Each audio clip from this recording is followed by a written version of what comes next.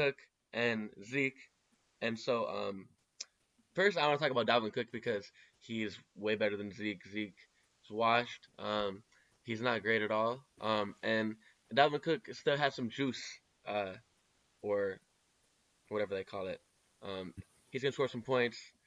He's playing for the Jets, obviously, and he's with Aaron Rodgers. Aaron Rodgers wants him, and now all the Brees Hall owners are panicking, and it looks like Dalvin Cook might get more carries than Brees Hall this year. What I mean, Stick man, what are your general thoughts on this move of? I mean, we thought it was gonna happen for a while, and then we didn't, and then it finally gets confirmed, and yeah, and then Brees. I mean, maybe not being ready for Week 1. I mean, there's a lot to unpack here.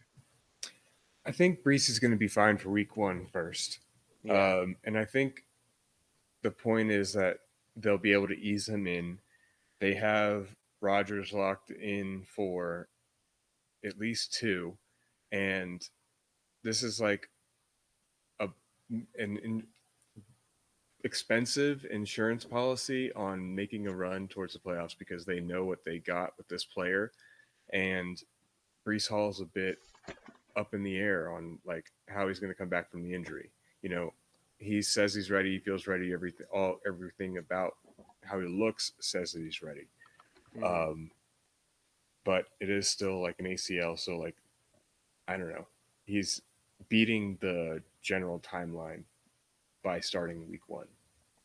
I think that he will probably get 12 to 15 touches for the first 6 to 8 weeks of the season.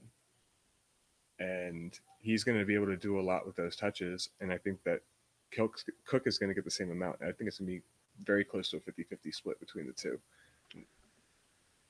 Yeah. I mean, and on offense like the Jets, where they have a guy like Garrett Wilson, Aaron Rodgers comes in, you expect it to be a good offense. It's two good running backs. Both these guys can eat, but it's definitely a detriment, because now it's a total committee. Do you have a preference in redraft this year between those Now, guys, or now I just want to stay away. You yeah? know, if Brees falls like I don't know late fourth round, it seems egregious to let him go by.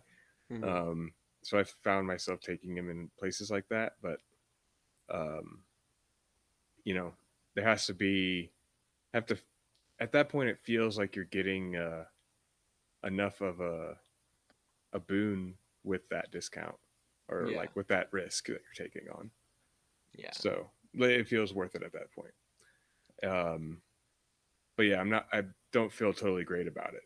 yeah, yeah. I mean, like I've seen these guys in the low RB20s, high RB30s.